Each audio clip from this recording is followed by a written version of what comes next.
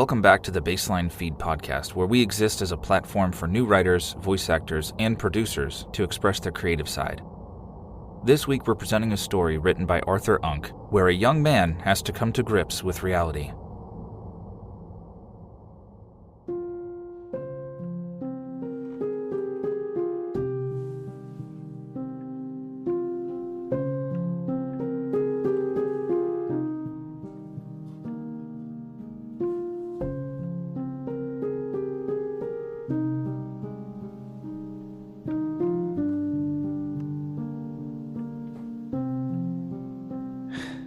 Here I am, 17 years old, staring at my father in his casket.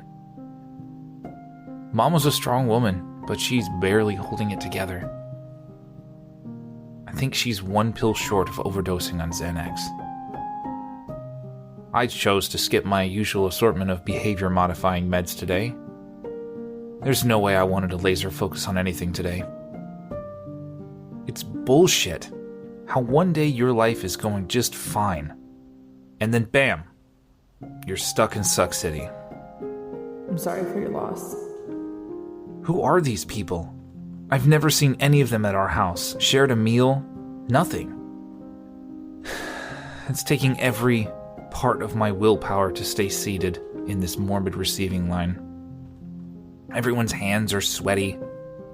I could feel the walls of the funeral parlor closing in with every passing minute.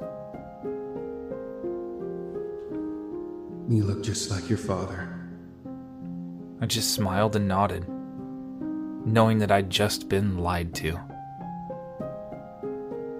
Any photograph taken in the last 17 years shows that I look like my mom's brother. I have short brown hair.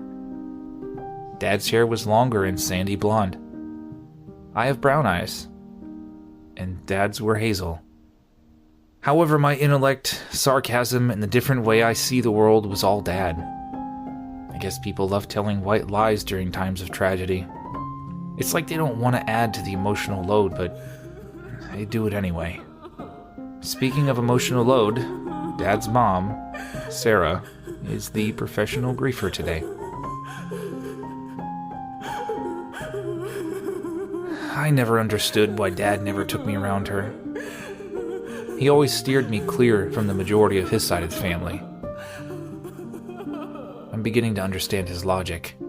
She's making a concentrated effort to have her grief well known on a day that is supposed to be about Dad. It's not a fucking competition, people. I can't stop the stream of random questions passing through my own head. Have I really cried yet? Should I? Did the funeral director purposely set everyone's room temperature to hell?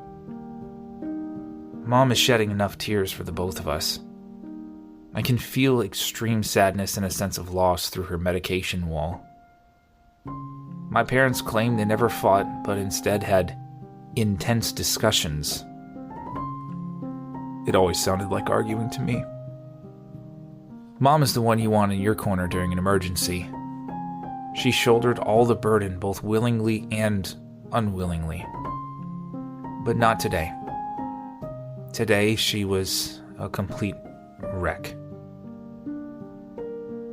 Hey, Shawn. How you doing? My focus snapped back, and a genuine semi-smile crossed my face. It was good to see Aunt Liz. She always took me to new and exciting places, especially when I was younger. She took her role as the fun aunt very seriously. I'm hanging in there. When did you get here? About 10 minutes ago. There's hardly any room to park outside. Yeah, who would have guessed that Dad was a popular guy? He gets that from your Papa Dan. I love Papa Dan, Grandma Dina, and Aunt Liz. Dad once told me that he never got a chance to meet his real father, Papa Dan, until he was 18 years old. A whole new side of Dad's life opened up after that day. At least according to him. Are Grandma and Papa here? Not yet. You know how he is. He'll probably be late for his own funeral.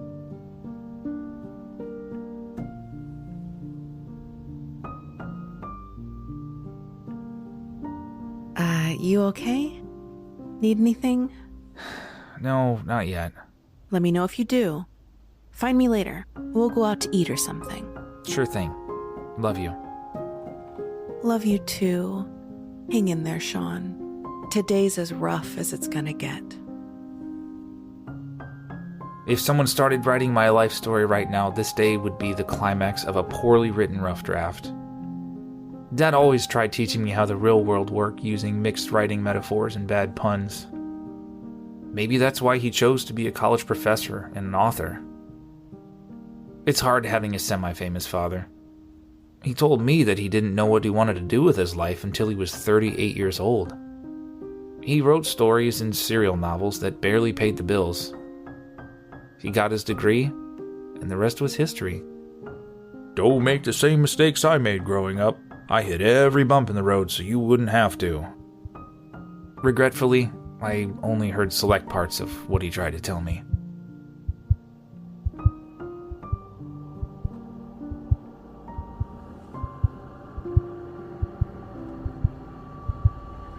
My heart felt like it was going to leap out of my chest, the anxiety reaching its limit. Intrusive thoughts grew louder with each thump. I didn't want to be rude to anyone, but I knew that I would bite the head off the next person who told me another white lie. Dealing with my stress was bad enough. I didn't want to add to Mom's burden. Hey, Mom. I'm gonna step outside for a second. Okay. Don't be long. The service starts at 5. I look at my watch.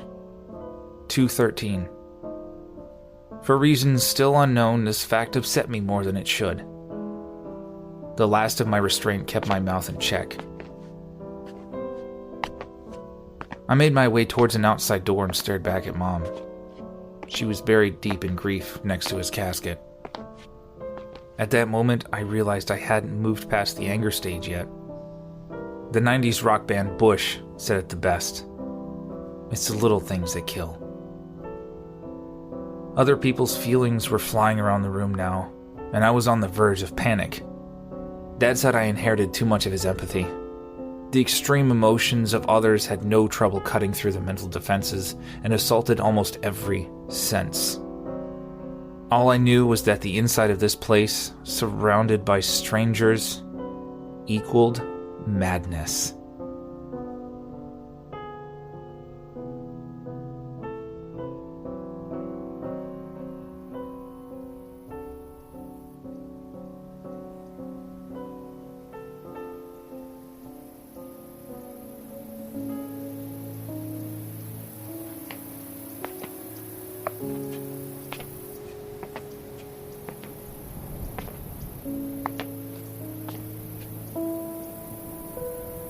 A breeze rushed forward, and the cruel god, the killer of fathers, filled me with oxygen.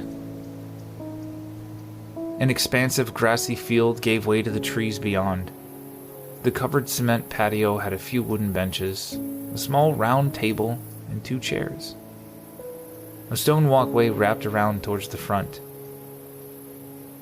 I wonder if anyone could hear me out here if I screamed at the top of my lungs. I sat on the end of the bench with my eyes closed. The dulled silence and isolation helped the spinning in my brain subside. I'm surprised I've lasted through 2 hours of well-wishers, false promises, fake emotional outbursts, and all the unknowns. 2 hours too many. A voice nearby broke the peaceful moment. You alright, Shawn? It seemed that it was fate to never be left alone today. At least this time, the voice belonged to a person I liked. Uncle Shawn grinned at me. Technically, he wasn't a blood-related uncle, but he was Dad's best friend. They met after high school, long before I was born, became close, and Dad ended up naming me after him. Mom and Dad believed that Uncle Shawn would never have any kids of his own. Not that he was a bad-looking guy or had a horrible personality, he just had the misfortune of multiple physical health issues. I didn't think you were going to make it on time. Me either. traveling in my condition is always rough. I'm glad you're here. Pretty rough crowd in there? Yeah, I needed a break. I see you dressed up today. I'm wearing my favorite faded green polo and loose-fitting gray-colored jeans. The dirty off-brand shoes covering my feet knew better days, but they were my favorite pair. I stood out in stark contrast to the many suits and ties, but I didn't care. Mom decided to bury Dad in his army dress uniform, but underneath the glitz, glamour, and heroism was a close family secret. It was a faded blue t-shirt with the words Soap and Suds Car Wash on the front. It was his favorite material possession, a physical memory of simpler times. I used to like wearing suits when I was younger, but I found that comfort is more, well, it's comforting. Mom saved you a spot up front. Yeah, she told me in her last message that she would. How about you? Are you alright? Everyone over the last few days asked me some form of this question. I never felt that I had the right to even answer. It was too much. I felt a fire growing into an inferno, and for reasons unknown, the final straw landed on the camel's back, and I let it all out. I'm pretty goddamn far from okay. Dad's dead, and there's nothing I could do about it. Worst of all, it was stupid how he died. An aneurysm? That's the plot of a bad movie or a shitty dollar store book. He tried to teach me about the world, everything in it, and I just ignored him. I never got to say goodbye. I can't remember when I last told him that I loved him. I was scared I missed out on him telling me something important. That I'm gonna fail him somehow. He had so much to tell me, but I treated his words like they were nothing. Uncle Shawn placed a shaky hand on my shoulder. A memory came to me from earlier in the year. I remember listening to one side of a phone conversation between Dad and Uncle Shawn once. I never knew the whole story, but I heard Dad tell him that if he could, even for just one day, take away his physical pain, he wouldn't hesitate to do so. Dad always played the part of the altruist. I saw my uncle's face searching for the right words to say. Your dad loved his family very much. We talked about you all the time. Both you and your mother were the one thing he knew for sure he did right. I was upset with him all the time. He would always do something for someone else, but it never seemed to have time for me. For Mom. For his family. When he would find the time, I'd just blow him off or try to avoid it. He made me feel like I was second in his world to everyone and everything else. I know for a fact that that's not true. He worked hard and wanted to be a good example for you. Not just tell you how to do the right thing, but show you. He always said it was about actions, not just words. Showing, not telling. My smile mixed with the tears. A rain cloud crested the top of the tree line, releasing its burden to the field beyond. Cliche advice from an English professor and a writer. I don't believe it. Dad loved irony almost as much as puns. I shivered as the temperature outside dipped and the weather front marched onward. Uncle Shawn, I don't know what I'm going to do with myself. With Mom. With everything. I knew your father almost better than your mom, and I know you. I think that over the next few days you'll realize how much your dad taught you and how much you remember. Not so much what he said, but what he did. My tears slowed but didn't stop. Noise, reality, a full funeral parlor threatened to seep through the glass door. My anxiety slowly started to wash away with the sound of large raindrops landing on the protective awning. Do I have to go back in there?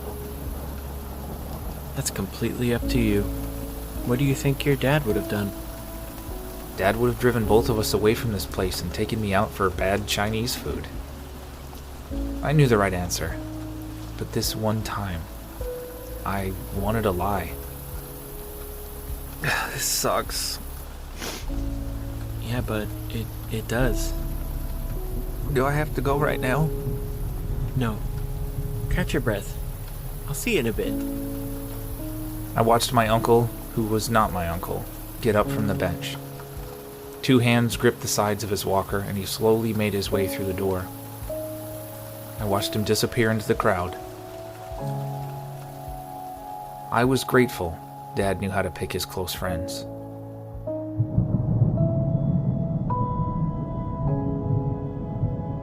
The rest of the day passed as if it were a dream. 5 o'clock came and went without any anxiety. I hold onto Mom's hand. We share both grief and happiness in the memory of Dad's life. Also, I got to see her yell at the funeral director for turning up the heat. Eventually, I ended up sitting alone in a room with Dad. I didn't want to miss another opportunity. I approached the casket and placed my warm hand on top of his cold one.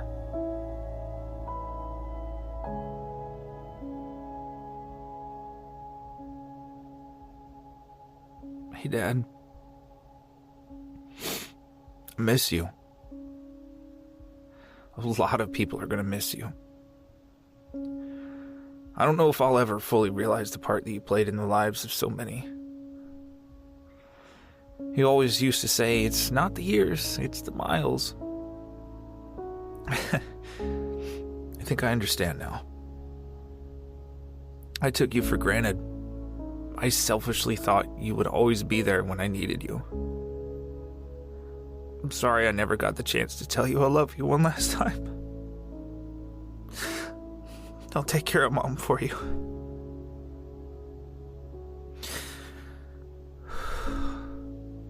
I hope you finally get to rest on the other side. Your sky should be clear enough to see every horizon. Be at peace. Goodbye. Goodbye. I love you.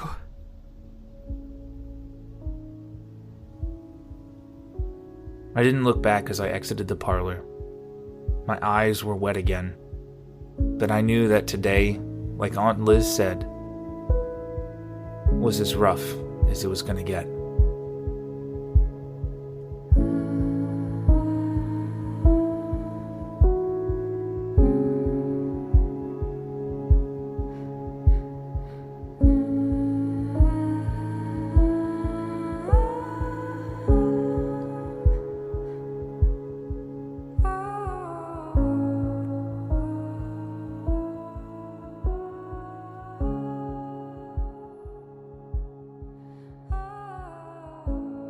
As Rough as It's Going to Get was written by Arthur Unk and performed by Tanner Wood as Shawn, featuring the voice talents of Erik Fones as Uncle Shawn and Madame Strangeways as Aunt Liz.